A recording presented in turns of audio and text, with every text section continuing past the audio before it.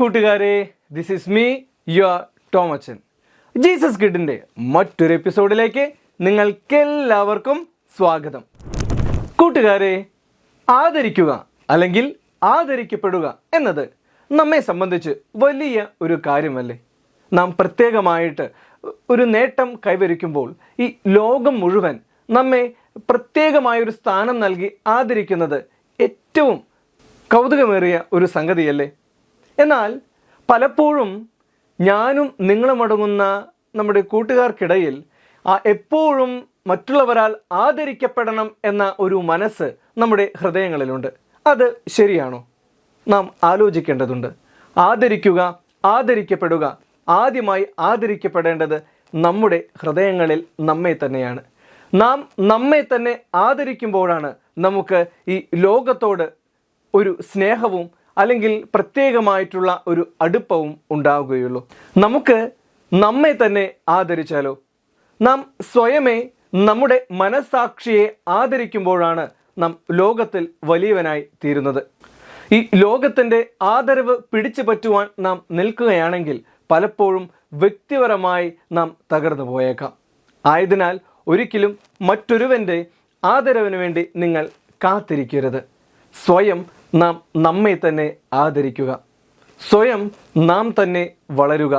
വീഴ്ചകൾ വിജയത്തിലേക്കുള്ള ഒരു പടിയായി കരുതിക്കൊണ്ട് തളർന്നു പോകാതെ മുൻപോട്ട് പോകുവാൻ നമുക്ക് സാധിക്കണം.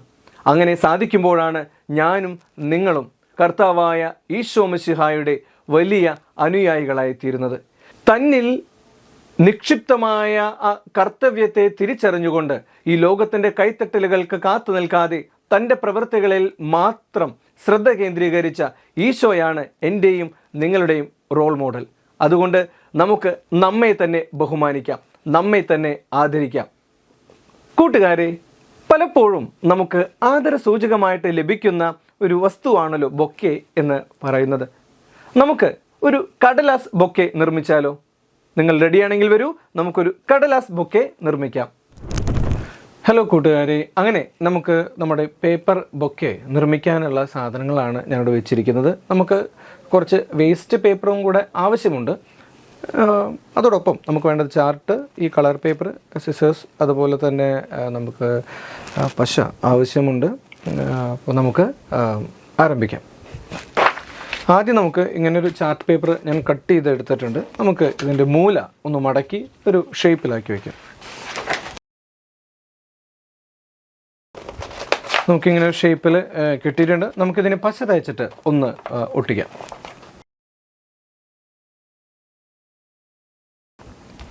അങ്ങനെ നമുക്ക് ഇങ്ങനൊരു ഷേപ്പ് നമുക്ക് കിട്ടിയിട്ടുണ്ട്. നമുക്ക് ഇനി ഇതിനകത്ത് ഒരല്പം വേസ്റ്റ് പേപ്പർ, ഇതിനകത്ത് നമുക്ക് ഇത്തിരി വേസ്റ്റ് പേപ്പർ ഇടാം. നമ്മളിങ്ങനെ വേസ്റ്റ് പേപ്പർ ഇതിനകത്ത് ഇട്ടിട്ടുണ്ട്. നമുക്കിവിടെ റൗണ്ടിൽ ഒരു കവറിങ് വെച്ചതൊന്ന് ജസ്റ്റ് ഒന്ന് ഭംഗിയാക്കാം. നമുക്കൊരു റൗണ്ട് ഷേപ്പ് കിട്ടിയിട്ടുണ്ട്. നമുക്കിതിൻ്റെ ഉള്ളിൽ വെക്കാം.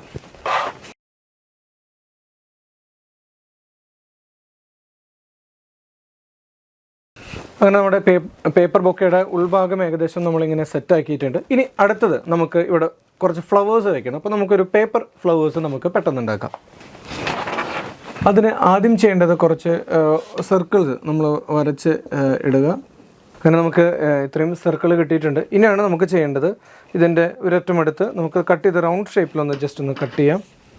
കട്ട് ചെയ്യുന്ന രീതിയിലല്ല, മൊത്തം ഉള്ളിലേക്ക് ചുറ്റി കട്ട് ചെയ്യുന്ന രീതിയിലാണ് നമ്മൾ ചെയ്യേണ്ടത്.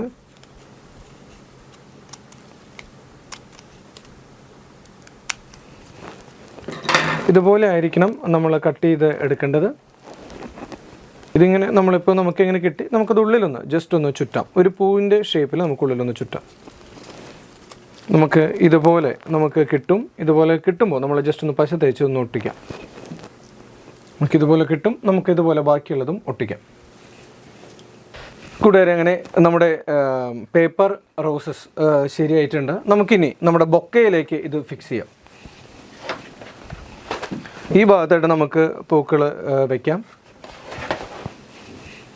കൂട്ടുകാരെ, അങ്ങനെ നമ്മുടെ പേപ്പർ ബൊക്കെ നമ്മൾ ശരിയായിട്ടുണ്ട്. ഇനിയിപ്പോൾ നിങ്ങൾ സ്വയം നിങ്ങൾക്ക് ഇതുപോലെ പേപ്പർ ബൊക്കെ ഉണ്ടാക്കിയിട്ട് നിങ്ങൾക്ക് വേണ്ടപ്പെട്ടവർക്ക്, നിങ്ങൾക്ക് ഇഷ്ടപ്പെട്ടവർക്ക് ഇത് കൊടുക്കാം, ആദരിക്കാം. ആദ്യമേ ഞാൻ പറഞ്ഞതുപോലെ നാം സ്വയമാണ് ആദ്യം ആദരിക്കേണ്ടത്. മറ്റുള്ളവരുടെ ആദരവ് പിടിച്ച് പറ്റുന്നതിന് വേണ്ടിയിട്ടല്ല പ്രവർത്തിക്കേണ്ടത്, മറിച്ച് സ്വയം നാം നമ്മെ തന്നെ ആദരിക്കുക.